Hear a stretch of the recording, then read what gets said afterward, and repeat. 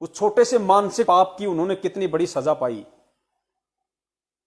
और फिर अज्ञानता के चलते धीरे से उनमें से एक कबीर साहब के कान के पास आया और धीरे से बोला कि गुरुजी, आपने यहां नहीं बैठना चाहिए, ये नीच का घर है, बाहर हमारी थू-थू हो रही है, लोग भला बुरा कह रहे हैं, गुरुजी आपने यहां नहीं बैठना चाहिए।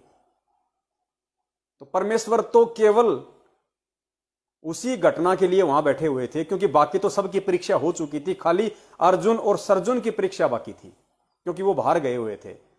तो बाकी की परीक्षा परमात्मा ने हाथी पे बैठ के ली, और उन दो की परीक्षा परमात्मा ने गणिका के अपनी बेटी के घर पे बैठ के की। यानी इससे यह भी साबित होता है कि वर्तमान में हर भगत की परीक्षा का रूप भिन्न भिन्न होता है, भिन्न भिन्न हो सकता है। पता नहीं मेरी वो परमात्मा कौन से रूप में परीक्षा ले ले, आपके साथ में किस घटना को जन्म दे के परमात्मा आपकी परीक्षा ले ले, और ले रहा हो वर्तमान में।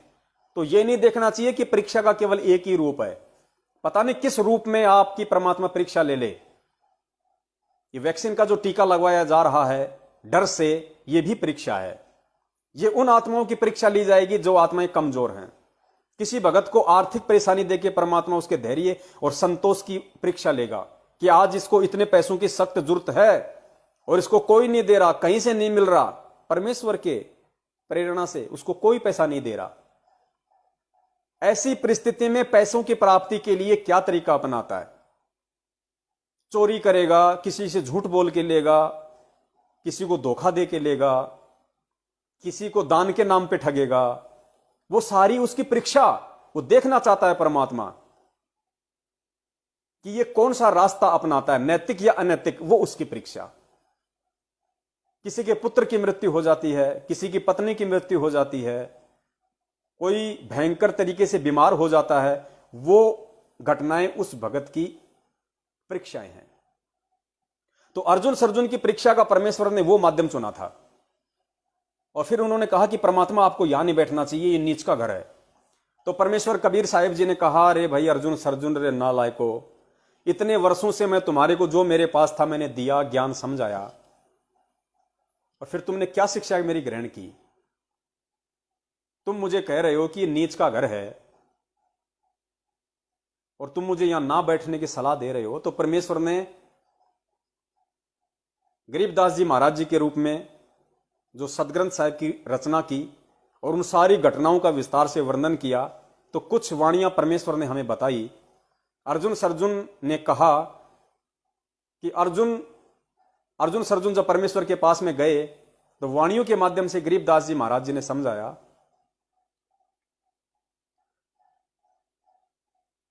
वाणी है परमात्मा की, दास को ध्यान नहीं आ रही है। हां, गरीबदास जी महाराज ने लिखा है कि अर्जुन सर्जुन बावड़े सतगुरु की प्रतीत, कि जो बाहर गए हुए थे अर्जुन सर्जुन, वो सतगुरु की प्रेरणा से, सतगुरु के शब्द रूपी आदेश से कि भाई अब आ जाओ। तो अर्जुन सर्जुन बावड़े, बावड़े यानी ये हरियाणा का शब्द है, बावड़े यानी वापस आए। जैसे कोई पिता अपने पुत्र को किसी काम के लिए भेजे और फिर वो चाहे कि ये ना जाए तो उसको कहता है कि भाई वापस बावड़ जा, वापस बावड़िया, वापस आ जा। तो अर्जुन सर्जुन बावड़े जहां गए हुए थे वहां से वापस आए। अर्जुन सर्जुन बावड़े सतगुरु की प्रतीत, सतगुरु की प्रेरणा से। और सतगुरु यहां ना बैठियो, यो द्वारा है नीच।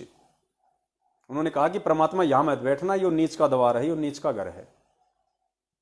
तब कबीर परमेश्वर ने कहा कि भाई ऊंच नीच में मैं रहूं, ये हाड़ मांस की दे, कि भाई मैं कहां नहीं हूं अर्जुन सर्जुन, मैं तो सृष्टि के कण कण में हूं, प्रत्येक रिज्मे में हूं, मैं कहां नहीं हूं, मेरी शक्ति हर जगह विद्यमान है। तो ऊंच में भी मैं हूं, नीच में भी मैं हूं, जिसको तुम समझते हो अपनी थ्योरी से। जो पंडित है उसको तुम ऊंच कह देते हो, जो नीची जाति में उसको तुम नीच कह देते हो, ये तुम्हारी अपनी परिभाषा है। जबकि अध्यात्म में ऊंच नीच की परिभाषा जाति के हिसाब से नहीं, गुरुदेव ने बताई, उसके कर्मों के हिसाब से होती है।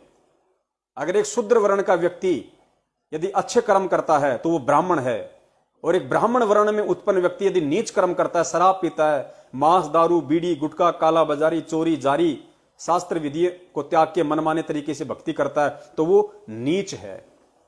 तो परमेश्वर ने कहा कि ऊंच नीच में मैं रहूं ये हाड़ मांस की दे, और अर्जुन सर्जुन समझियो तुम करियो शब्द सने, कि नालायको तुम इस चीज के चक्कर में पड़ना छोड़ दो कि मुझे कहां रहना है, कहां नहीं रहना, कहां बैठना, कहां नहीं बैठना। मुझे शिक्षा देके मेरे गुरु बनने की कोशिश मत करो। अर्जुन सर्जुन समझियो तुम करियो शब्द सने, यानी मैंने तुम्हें जो शब्द दिया है, जो मंत्र दिया है, तुम उससे प्रेम लगाओ, उसकी भक्ति करो, गुरु को शिक्षा मत दो। और कहा कि भाई आज के बाद तो तुम मेरे गुरु बन गए, तुमने मुझे शिक्षा दे दी कि गुरुजी आपने यहां नहीं बैठना चाहिए। तो पुण्यात्माओं, ये कितना बड़ा संकेत इस छोटी सी घटना में है। और गुरुदेव ने बार बार समझाया कि हमने संतों की करनी को नहीं देखना, हमने संतों की कथनी के ऊपर चलना है।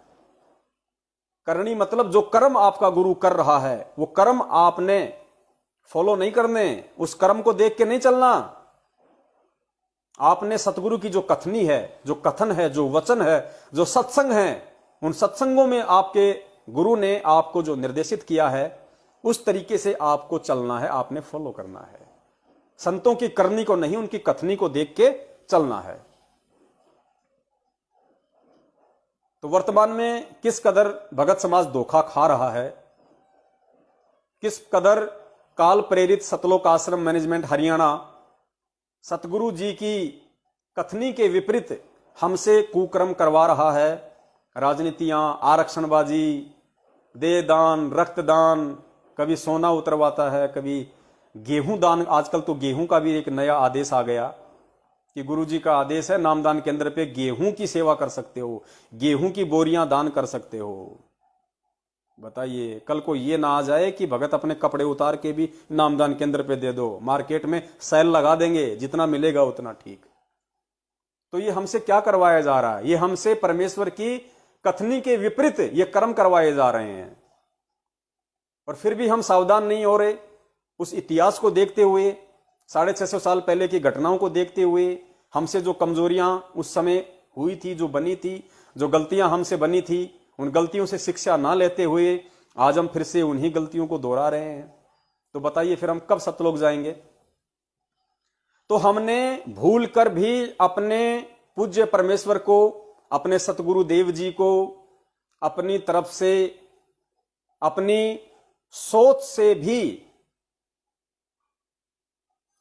कोई दिशा निर्देश या कोई आदेश देने की नहीं सोचनी है कि मैं गुरु जी को यह सलाह दे दूं। नहीं, गुरु अगर आपसे सलाह भी मांगे तो वो भी आपकी परीक्षा होगी। आप यही कहिए कि हे अंतर्यामी, हे जाने जान, हे परमात्मा, मुझ दो कोड़ी के जीव मालिक, मैं तो पत्थर समान हूं परमेश्वर, मैं तो आपकी आज्ञा के बिना, आपके आशीर्वाद के बिना परमात्मा मैं तो बोल भी नहीं सकता अपनी तरफ से। और मुझ बुद्धिहीन को, मुझ जड़मती को परमेश्वर इतनी अकल कहां जो मैं आप जैसे महापुरुष को परमेश्वर सलाह दे सकूं। परमेश्वर दास को क्षमा कीजिए मालिक, आपसे बढ़ के समाधान करता, आपसे बढ़ के शंका समाधान करता और कौन हो सकता है परमेश्वर? तब परमात्मा खुश होते हैं। वो परीक्षा होती है। और सतलोक आश्रम मैनेजमेंट हरियाणा ने यही तो गलती की। राष्ट्रीय समाज सेवा समिति सन 2012 में बनी।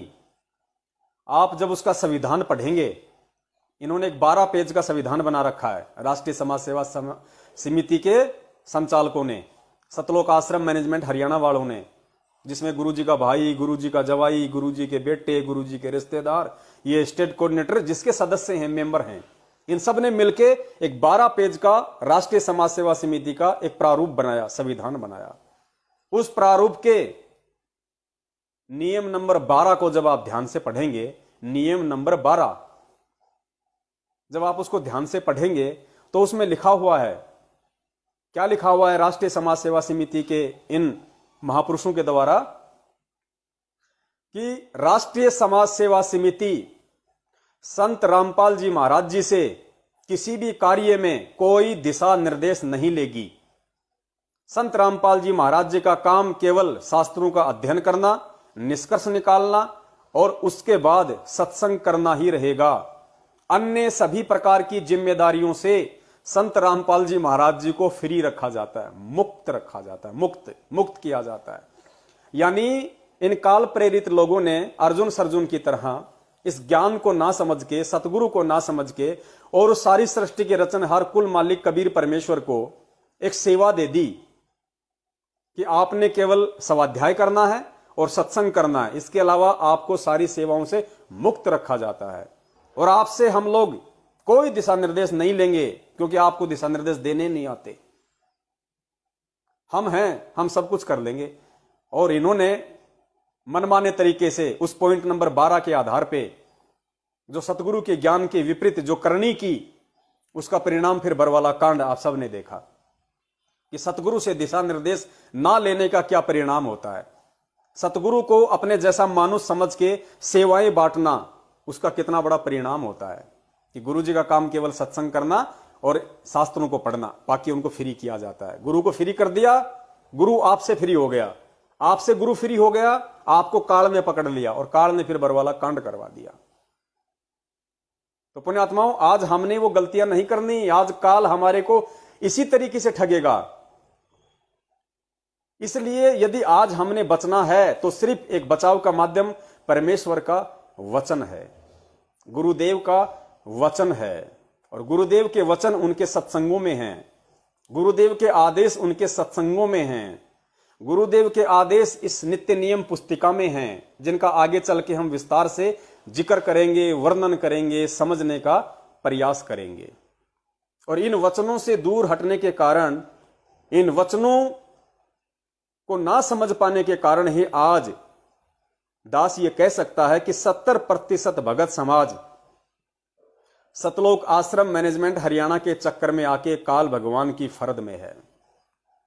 वो भले ही अपने आप को भगत कहते हैं, भले ही 3 समय की आरती करते हैं, मंत्र भी करते हैं, इशार की तारीखों पे भी जाते थे, हो सकता है आगे भी जाने लग जाएंगे, इनके आश्रमों में भी जाते हैं, दान धर्म ज्योति पाठ भी करते हैं, लेकिन असल में वो काल भगवान की फर्द में हैं।